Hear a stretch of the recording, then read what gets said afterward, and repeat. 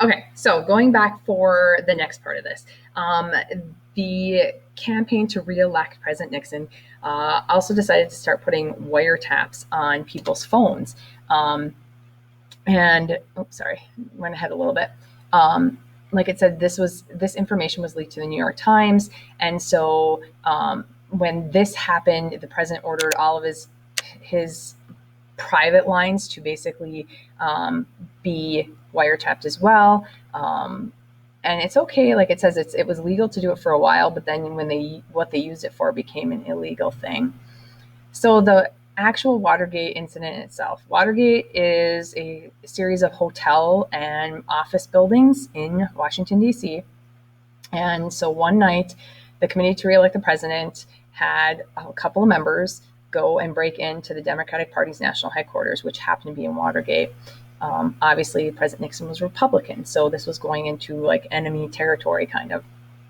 And it was through a weird coincidence that night, the security guard caught them.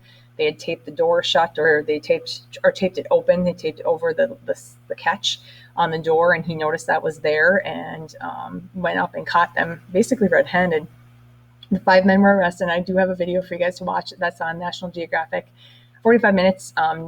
Does a great job of detailing everything that happened. Basically, the FBI traced money the men were carrying back to Nixon's campaign. Okay. Again, none of that, it was illegal, but President Nixon didn't know about it. He was not telling them to do that or anything like that. What happened was somebody called him up and said, hey, these 5 people from your committee just committed this crime. They were breaking in, and he tried to get it covered up. And so he, like I said, contacted the CIA and persuaded the FBI to cover it up. So it wasn't released to the public. And that is where the president broke the law. So what happened? President Nixon won the election in 1972. And all of a sudden, 2 Washington Post reporters basically find out about this. An informant called them and said, hey, basically the president broke the law and I think you should know about it. And so they started to, put out some of the information that they had heard. And basically, this guy right here, W. Mark Felt, was the person who informed the 2 Washington Post reporters who are right here up in this picture what happened. How the president tried to cover it up. And it wasn't until May of 2005 on his deathbed that he basically said, hey, I was the person that told them everything.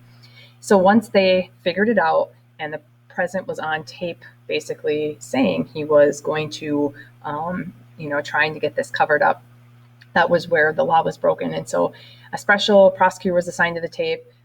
They basically raided the Oval Office, and President Nixon taped everything, like every phone call, every conversation he had. He always had a tape recorder going in the office. And so they said, give us those tapes, give us a copy of it. We want to hear what happened. Nixon fired basically everybody that was working for him in a Saturday Night Massacre, as it was called, because they all got fired on Saturday night, so they couldn't go through and grab all their stuff. And the impeachment comes down to this. Okay, obviously we just had an impeachment.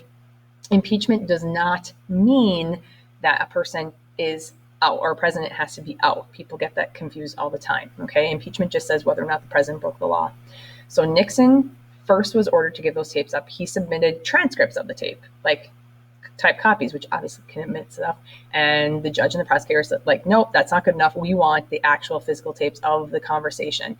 So they started being played in court. And then when certain sticky situations of when the president probably did something wrong played out, there was this 18 and a half minutes where obviously the tapes had been tampered with.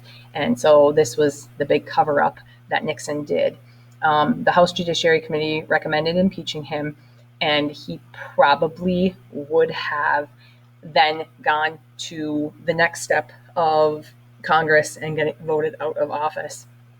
Okay, because the House does one, the Senate does the other.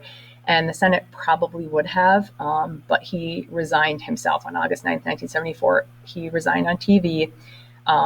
He was going to have to serve jail time, but the next president, President Ford, granted him a presidential pardon, so he never actually had to serve. But, this was a big impeachment scandal, just like this past one was, of, what went on, and, definitely put a negative spin for Nixon and his presidency.